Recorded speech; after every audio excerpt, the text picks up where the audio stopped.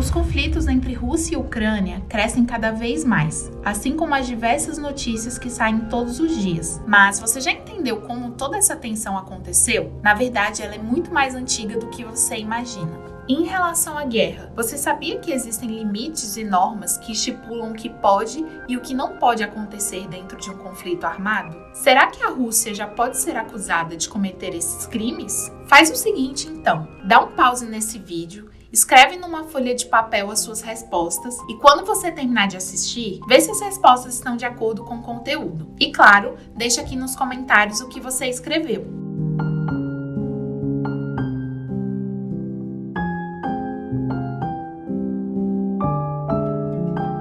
Talvez você não saiba, mas esse conflito entre os dois países acontece desde antes da União Soviética. Para ser mais exata, no século IX, numa briga por conta de alianças de vikings em Constantinopla e o rio que passava por Kiev, os russos conseguiram tomar a atual capital da Ucrânia. Porém, a perderam novamente para o povo ucraniano. Óbvio que esse não é o grande motivo para o que está acontecendo, mas mostra que essas duas nações já têm atritos há milhares de anos. Dando um grande pulo para 1991, a Ucrânia declarou a sua independência após assinar o Acordo de Protocolo de Alma-Ata, em que foi determinado o fim da União Soviética. Em 2002, o então presidente Leonid Kuchma anunciou seu pedido formal para fazer parte da OTAN, a Organização do Tratado do Atlântico Norte, que é uma aliança militar entre países da América do Norte e Europa, feita a partir da Guerra Fria para proteger os países da expansão soviética e combater a disseminação do comunismo, o que refletiu em um desejo de afastamento da Rússia e aproximação com o Ocidente. Em 2010, Viktor Yanukovych foi eleito presidente da Ucrânia, onde demonstrava ter uma postura mais próxima da Rússia e, em 2013, tentou entrar no bloco da União Europeia, o que não aconteceu por conta de uma pressão econômica por parte da Rússia para que o presidente ucraniano desistisse. Isso levou os manifestantes a tomarem as ruas de Kiev, o que resultou em muitas mortes. Todos esses acontecimentos trouxeram uma crise para o governo e acabou derrubando o presidente Yanukovych, que fugiu para a Rússia,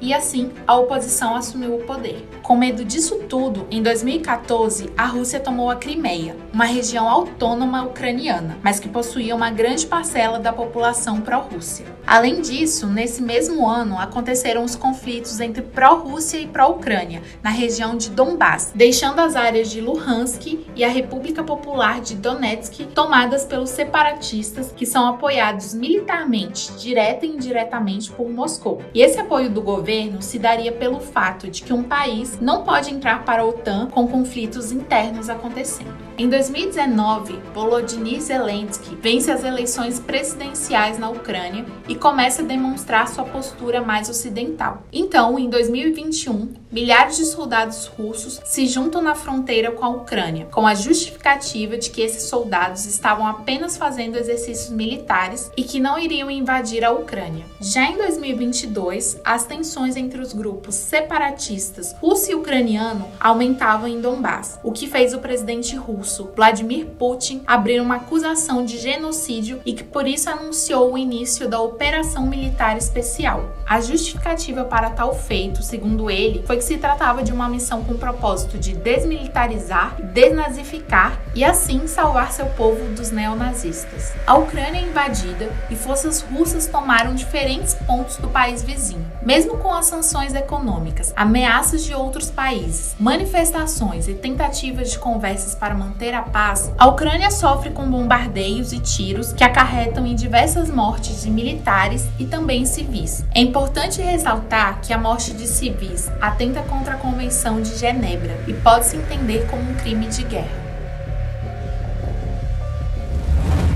Crimes de guerra são basicamente ações que atentam contra a Convenção de Genebra. A convenção aconteceu pela primeira vez em 1864, em Genebra, na Suíça, onde foram formulados tratados que dão limites à guerra, oferecendo proteção para combatentes ou não. Essas normas são baseadas no direito internacional humanitário, que faz parte do direito internacional, considerado um direito reconhecido e universal. Neles, civis, pessoas da saúde, profissionais humanitários humanitários, militares feridos, enfermos, náufragos e prisioneiros de guerra são protegidos. Também estão previstas normas como a proibição de ataques a instituições religiosas, monumentos históricos, hospitais ou outros locais com doentes e feridos. É condenável qualquer ato de violação, escravidão sexual, prostituição forçada, gravidez ou esterilização à força, estupros sistemáticos em massa e qualquer outra forma de violência sexual. Prisioneiros de guerra não podem ser mortos, torturados ou serem objetos de experiência médica ou pesquisa científica. É vetado o uso de armas biológicas, nucleares ou químicas ou armamentos capazes de causar ferimentos agonizantes, além de outras que vão deixar claro a proteção da população comum como prioridade, reduzindo o sofrimento ao máximo possível durante o combate armado. Caso seja acusado de infringir essas normas, o processo judicial pode ser feito de duas formas, ou pelo governo nacional ou pelo Conselho de Segurança da ONU, que irão poder mandar esses casos para investigação e assim levar para o julgamento no Tribunal Penal Internacional ou para a Corte Internacional da Justiça. O Tribunal Penal Internacional fica em Haia, na Holanda, e foi criado a partir do Estatuto de Roma. Esse estatuto foi apresentado em 1998 e pressupõe que existe uma comunidade internacional e crimes que afetam pessoas em nível mundial. Existem basicamente 4 tipos de crimes internacionais previstos no artigo 5º do Estatuto de Roma, entre eles os crimes de guerra. Desde a invasão russa no território ucraniano, a Rússia vem sendo acusada de crimes de guerra por causar sofrimento aos civis e destruir alvos não militares. Durante o conflito, foi feito um acordo entre os países para a criação de corredores humanitários, que servem como zonas para evacuar civis, levar comida e ajuda médica. Contudo, o governo ucraniano diz que os russos estão bombardeando esses corredores. Porém, eles negam e dizem que, na verdade, são grupos neonazistas ucranianos. Os ucranianos estão também acusando a Rússia de bombardear um complexo de saúde que funcionava como maternidade e hospital infantil em Mariupol e que estão planejando usar armas químicas. Não é só a Rússia que é acusada de crimes internacionais. De acordo com Putin, o movimento nacionalista de extrema-direita ucraniano é culpado de um genocídio, onde estuprou, executou e torturou na região de Donbass, e que eles têm relação direta com o poder ucraniano. O presidente Zelensky é judeu e nega qualquer envolvimento, dizendo ser uma piada. Nas últimas semanas, foram expostas atrocidades que aconteceram em Bucha, uma cidade da Ucrânia que está ocupada por tropas da Rússia. Dezenas de corpos de civis foram encontrados pelas ruas, entre eles de crianças e adolescentes. Em um dos relatos, uma jovem de 15 anos foi baleada e queimada junto de sua mãe dentro do carro após encontrar tanques de guerras russos. De acordo com um legista local da cidade, 13 corpos estavam com as mãos amarradas e foram baleadas na cabeça a queima-roupa. Outros relatos dizem sobre casos de estupro, assassinatos, violência e ameaças contra civis. E até mesmo existe a presença de um franco-atirador que atirava em tudo em que se movia perto de uma escola. A Rússia vem negando seus envolvimentos e diz que esses relatos são falsos e fazem parte de uma campanha planejada de mídia. O ministro das Relações Exteriores da Ucrânia está pedindo ao Tribunal Penal Internacional e outras organizações que venham até a Ucrânia coletar provas. O presidente ucraniano já criou um órgão especial para investigar o acontecimento em Bucha e vários países, além da OTAN, pedem a investigação dos casos. Mas a pergunta que fica no ar: Putin pode ser acusado pelos crimes de guerra que estão acontecendo na Ucrânia?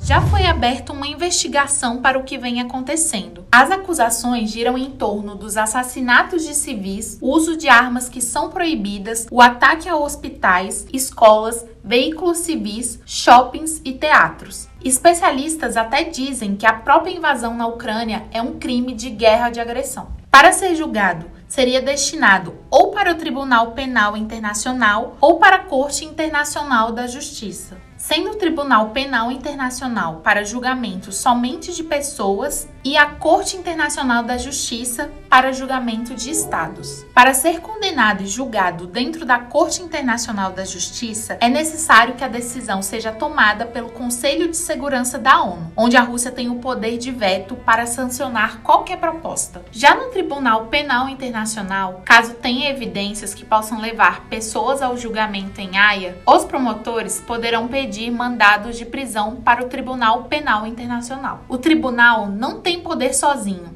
e depende do Estado para prender o indivíduo. Além disso, a Rússia se retirou em 2016 como membro do tribunal. Ou seja, somente seria possível pegar algum suspeito que estiver fora da Rússia estando em algum país membro do tribunal. O que então vem acontecendo é uma tentativa de resolver na diplomacia e com acordo internacional, como foi em Nuremberg. A proposta é criar um tribunal único para os crimes que aconteceram na Ucrânia.